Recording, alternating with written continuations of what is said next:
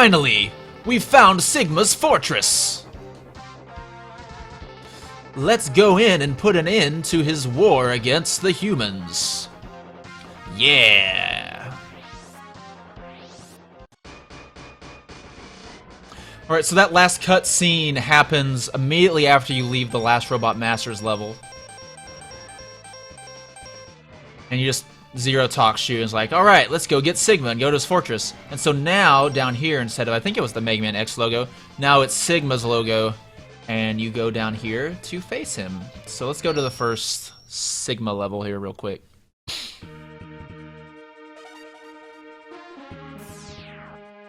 Zero is here again to talk to me. Let's split up. I'll go in first, and then you can slip in while I keep the main defense force busy. So basically, what's happening here, Zero is going to go fight Sigma's entire army, and I'm just going to try to sneak in the back way and fight minimal resistance. So yeah, Zero's kind of a badass.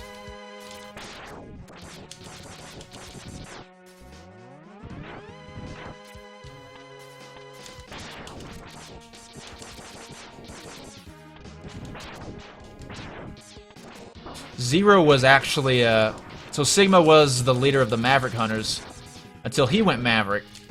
And Zero was his second in command, basically.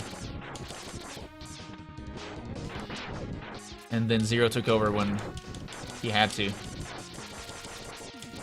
Zero's abilities are much more similar to X's, as you can see. He has the same kind of weapons and even look. The basic body structure. So he doesn't look like a mammoth, is what I'm saying.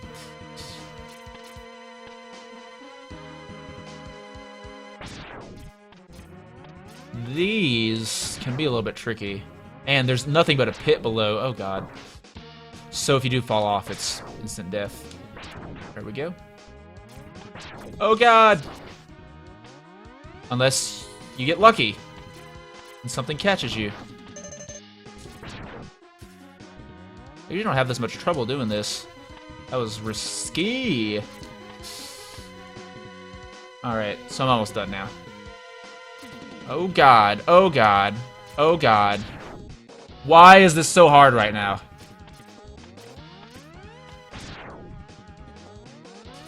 That's what you're supposed to do. Anticipate him. I am just not getting the dash off. I don't know why.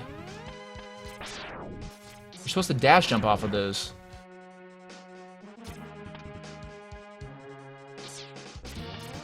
Okay. I didn't dash there either, and I meant to. Oh my god, really? I wonder if it's... So I'm using a new... Excuse me, I'm using a new controller. Actually, that... I'm not sure how much confidence I have in it. So let's blame it on the controller. I definitely dashed there.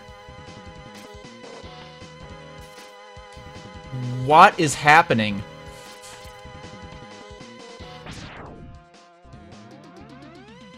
There's no easy way to just cheese this either. Alright, I'm just gonna do simple jumps, since apparently the dashing isn't working. So that's moving toward me, so I know that I can make the jump if I just wait. And this one...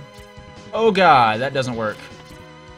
I think I'm gonna have to dash jump on that last one. Or will I? I'll just wait and see.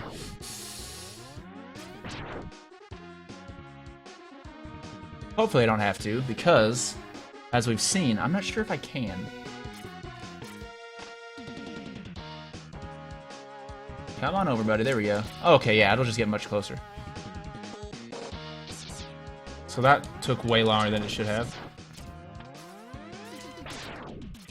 Maybe it's not... Maybe the controller isn't quite as responsive, and so I'm used to jumping much more quickly after I hit the dash button, and it's not even registering the dash in that amount of time. I just tried to dash there again, I think.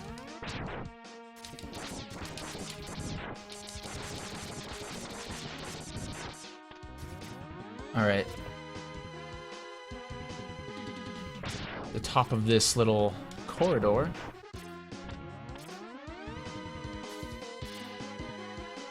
It's Vile from the first stage, and Zero.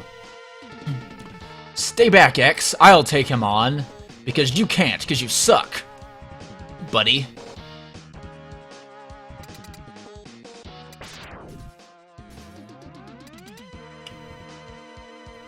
And then, I can't move here for a second.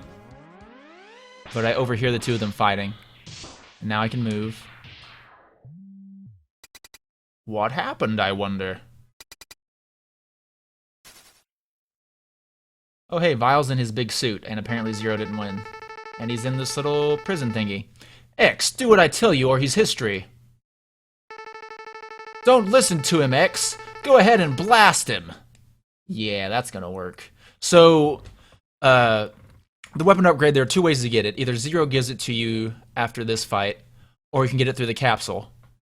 But even though basically it's supposed to kind of be Zero's weapon, even if you already have it for this fight, you still can't hurt him in the carrier, so it's basically a replay of the previous fight.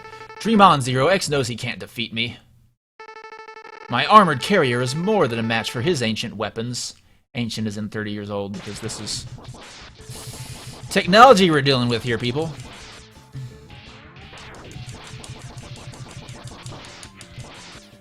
So because I have a lot of health, this actually takes a while for him to beat me.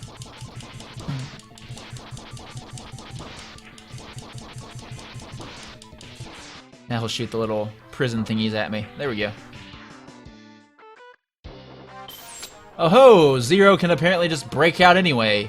He just wanted to remind me that he's way better than me. Maybe, but I'm not through yet. And then he charges up and... well, you can see. I don't know if he was blasting or if he's self-destructing there, but it destroys the carrier, but then Zero gets thrown off the screen as well. What a worthless gesture. I can't be defeated so easily. So, X, it's just you and me now. And then X is all anime energy mode. What the? Where did that energy come from? It really doesn't matter how much energy you absorb, X. You're still far too weak. Prepare to be terminated. So this, it is kind of ridiculous that he's just like, okay, I'm gonna just absorb a bunch of energy and break out of your shield. Basically the same thing Zero just did. But if you're reading the specs at the beginning, it does mention something about energy generation. He has that capability, so I don't know, maybe you can try to say that explains it. But anyway, here's the fight with Vile. So what does this guy do? He still has his arm cannon, which is the thing that imprisons you if it hits you. And then he jumps around, he can touch you, and then he drops these little mines to send out little shockwaves along the ground.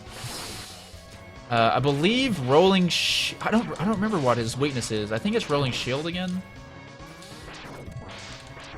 But I always just kill him with my blaster. I can see how it would be easier with rolling shield, because you can just shoot it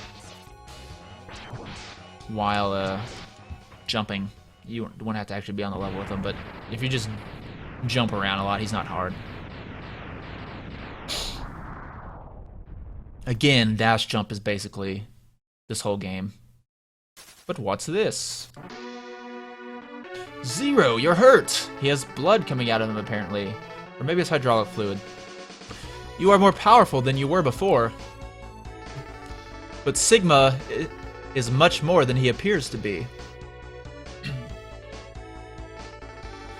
You're going to need an edge. Take my arm cannon, and your attack power should increase. Good luck, X. And then he dies.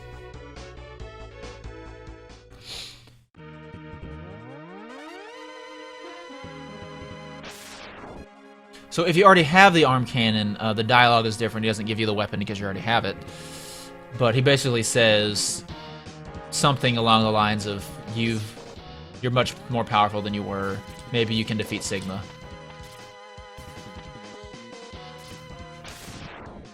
But now I am at full power with the exception of the Hadoken that I don't have. Whoops. So up here, I always skip this whole corridor basically by... As if you remember, you can charge up other weapons now. And so I'm going to charge up the chameleon thing, activate it, and I can just pass through these guys. I don't remember exactly how long it lasts. Feels like it's around 6 or 8 seconds, somewhere in that range. It's exactly that long. So I'll go ahead and show you guys the different charges now. Well, maybe not. I'll do it after I beat this next boss, who is, if I remember correctly, Boomer Coinger.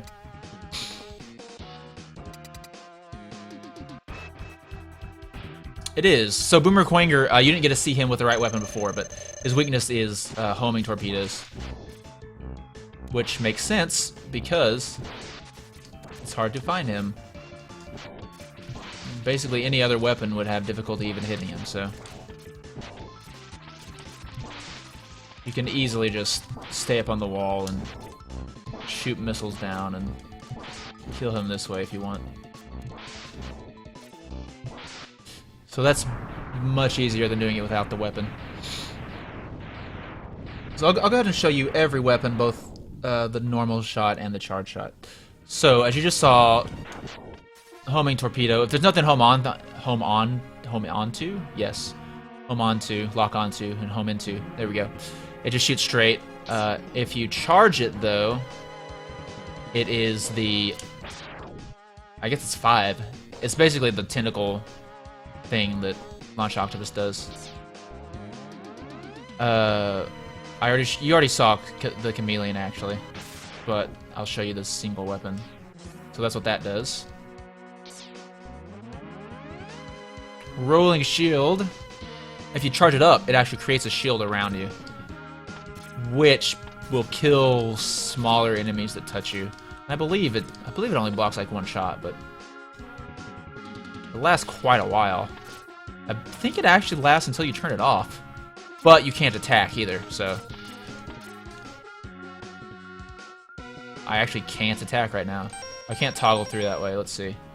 Yeah, so I have to actually go into the menu to turn that off. And then the rolling shield itself just bounces around for a while. It bounces off one thing, one wall. Next is fire, so it's a flamethrower normally, but then if you charge it all the way up, that will go as far as it can until it hits a wall, assuming you keep it on the screen. So you can, down corridors and stuff, you can just follow it and it'll go down the whole corridor. So that's pretty cool. Storm Tornado is a tornado like that by default. If you charge it, it's vertical. So there's that. This Spark Mandrel's weapon sparks up and down walls if it hits them, and then the charge version goes in both directions like that. Boomerang Cutter is just a boomerang. If you charge it, it's a bunch of boomerangs, and those don't come back and give you the energy back. And then Shotgun Ice, it bounces off walls, it does damage if it hits something, and then if you charge it, you can ride it around. And again, that lasts until it hits something. So let's keep going. Come on, Mets. So I already showed you guys the Batonton level in Armored Armadillo's level. Or the Batonton enemy in Armored Armadillo's level from the old Megaman games. All these little Met guys, Met short for helmet, are also from original Mega Man, and they work exactly the same. So this boss, whose name is simply Bospider, is a spider, and his weakness is Shotgun Ice.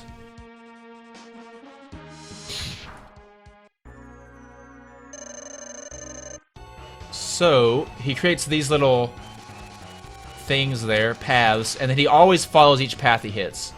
He also throws these little dudes down. So if you look quick, you can tell where he's going to end up as he moves down. And that is all there is to him. You don't have much time to hit him when he hits the bottom. As you can see, you can hit him when that little red thing is revealed, but it's not revealed for long. So you have to be pretty quick.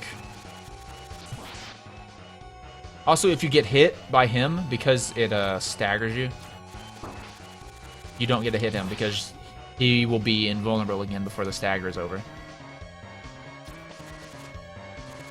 Oh, that's another thing he does. I'm glad he did it, because he doesn't always do that. He sometimes stops partway through and throws another spider out. But the shotgun ice shoots pretty quick, so it's pretty easy to hit him with it. This one's easy, because I know he's going to be over there. There are a set number of patterns, so like right there I didn't get to hit him because I was staggered. These patterns aren't just completely random. He has certain patterns that he always does, but he has quite a few of them, so it's difficult to just memorize them all and then recognize them immediately and know where he's going to end up. I'm also pretty sure that on the different patterns, he doesn't always start on the same column, so... There you go, that is Bospider, the first boss of the Sigma stages. Not counting Bimmerquanger for the second time, who's just a sub-boss. I get no weapons from this guy for some reason. That'd be cool if I could throw out little spiders, actually. That'd be amazing. That needs to be a thing in Mega Man games now. Alright, well, that was Sigma Stage 1 Bospider in the Sigma stages of Mega Man X for the Super Nintendo. I am Gopher with Substream TV, and I will see you guys in the next episode.